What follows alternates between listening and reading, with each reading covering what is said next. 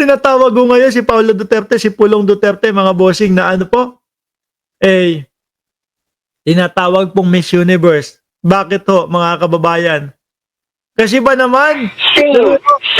17 na bansa ang iikutin po ni Congressman Paulo Duterte, na ang sinasabi ho, mga kababayan, putik na yan, absenero na nga doon sa Congress, tapos eto, bakasyon pa, around the world pa. Ano ka, Congressman or Miss Universe? Sabi nung iba, daig pa daw po yung Miss Universe iikot doon sa ano Hindi, ang tingin ko naman ho dyan, mga kababayan, baka humahanap na ng saklolo. Meron naman pong mga nagsasabi, nako, baka yung mga kaperahan nila, isa-isa daw ilalagay doon sa mga bansang pupuntahan. Yun daw ho. Kasi baka daw po mabuksan na yung matagal nang ipinaglalaban ng dating senador na si Antonio Trillanes, mga bossing. Diba? Yun yung mga umiikot sa usap-usapan po. Ako, iniisip ko, baka hihingi ng saklolo. Kung sino man ang magbigay sa kanya ng asylum, doon siya. Ano po, kasi sabi din ni Trillanes, malapit-lapit na, konti na lang, no? Walang iyakan daw kapag lumabas yung warrant of arrest ni Pulongski sa ICC. Kung titingnan nyo nung March 20 to May 10, nag-request na siya ng travel authority noon, tsaka nakapag-travel na siya. March 20. No, may request na ng travel authority.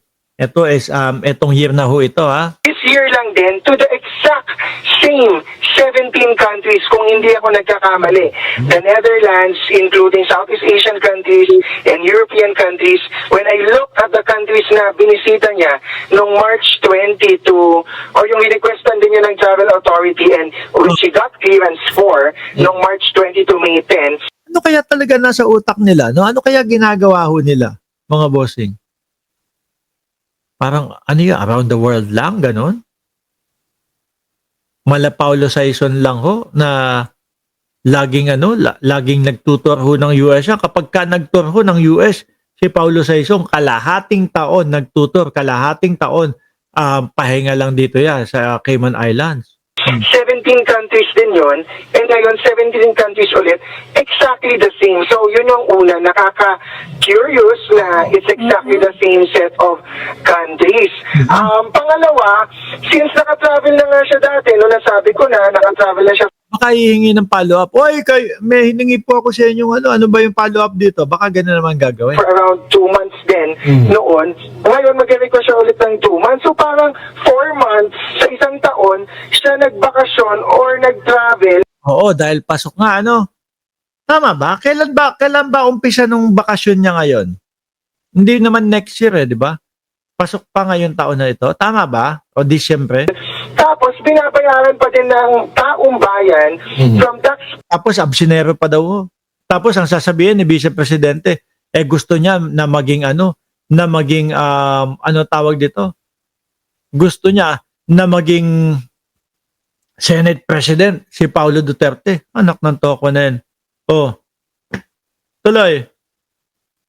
Payers money, yung kanyang sweldo every month. So this is a bit similar to Senator Bato, but a bit different yung kay Senator Bato kasi clearly si Senator Bato is not working or non-functioning kasi nagtatago. Ito naman, nagpapakasyon pero bayad 4 months. Ngayon, alam naman natin, pasensyahan sa mga senator at congressman, alam naman natin ang kalakaran dyan, sanay talaga sila sa mahabang recess or mahabang Grabe, nag-travel na dati si Pulong sa ilang bansa. Same lang daw po ng bansa, di ba? Champi tuti. Ba't ngayon ka lang? Tapos kapag ka ikaw nagko-comment sa akin, sasabi mo si Mark, si Mark is late. Shout out sa iyo. Sabi ni Jordan G, Speaker of the House. Ano ba sinabi ko kanina? Senate President? Sorry naman, no? Oo, Speaker of the House. Pero baka pwede namang, huwag namang sobra-sobra yung pagbabakasyon at kung kailangan talaga niyang bisitahin si Tatay Digong, pwede naman siguro lang, 2 weeks or 1 month the Christmas break. Salitan sila ng Vice Presidente, putik na yan. Vice Presidente, tapos si Pulong, tapos si Baste. ubos ang kaban ng bayan sa mga pasweldo na puro bakasyon ang ginagawa. Lahat naman tayo nag-Christmas break. Ang congressman wala namang trabaho that time. Pero by Jan 20 or Jan 25, alam ko is resumption of session na. And yet, based on his application for travel authority, nasa bakasyon, nasa abroad pa din siya by that time. So, sana naman Tapos po ang lagi nilang sinasabi kay Pangulong Bongbong Marcos, mga bossing, nung mga nakaraang taon. Nasaan ang Pangulo? Bakit puro gala ang Pangulo? Yung pala, eto, tignan mo sila, oh. Si Baste nga eh. Si Baste naghamon ng suntukan. Oh. Tapos pinagbigyan ni Torre. Tumravel pa eh. Para masabi lang na hindi siya takot eh. Para masabi lang na hindi siya pwede doon sa suntukan na yun eh. Nag-Singapore pa eh, di ba? Sino yung talagang puro gala lang at wala pong pakinabang sa ating bayan? Eh mukhang nandito sa kampo ng mga Duterte. Yung Vice Presidente, simula Marso, ilan? 17 yata na labas-masok din sa ating bansa. Bumagyo man o hindi, ay nako, alam problema. No? Babiyahe ako. Manonood yata doon kay Katy Perry. Pero wala pong ano yun. Kumbaga, wala pong katunayan yun. Ano? Pero yun po yung naging usap-usapan doon. Katy Perry ba yung yung papanoorin niya daw, di umano? Meron eh, di ba? Iyon. Sabi ni June Kwan, yan ang mahirap na pamilya, panay ang travel. Alaw sa arepto. Onti lang. Tapos kapag naganda si dating Pangulong Duterte, kumbaga parang wala man lang cake. Pero nung sinum,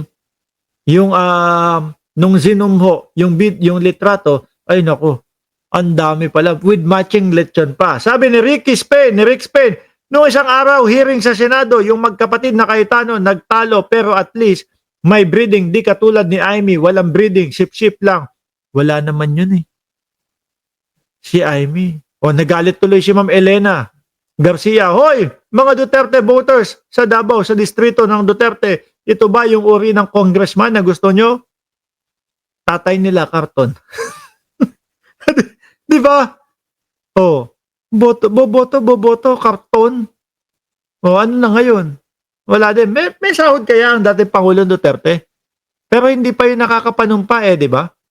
Baka di kalaunan matanggal na din po yun. Siyempre, ang tagal nang hindi nakakapanumpa. At saka, tingnan mo, paano magsiservisyo sa mga taga Davao yan? Di ba? Tatakas na yan si Pulong, natakot mahuli at makulong. Sabi ni Marilu Gallievo. Isa din niya sa nakikita ko na ginagawa niya, no? Pasimple. Baka ang iniisip niyan, yung sa ICC na sinasabi ni dating Senador Antonio Trillanes, mga kababayan. Kaya yan, siguro, kaya paikot-ikot po yan. Kaya palabas-labas yan. Kung sino ang makakapagbigay ng asylum kay Pulong, dun siya titira siguro, mga kababayan. Anyway, mga boss chief pa mo, sir. Marites Musti, shout out po sa inyo. Magpapaalam na ako. No, para doon sa mga hindi nakapanood nitong live, pwede namang replay. Diba? Masyado tayo kasing maaga ngayon. Maraming salamat and God bless po sa ating lahat.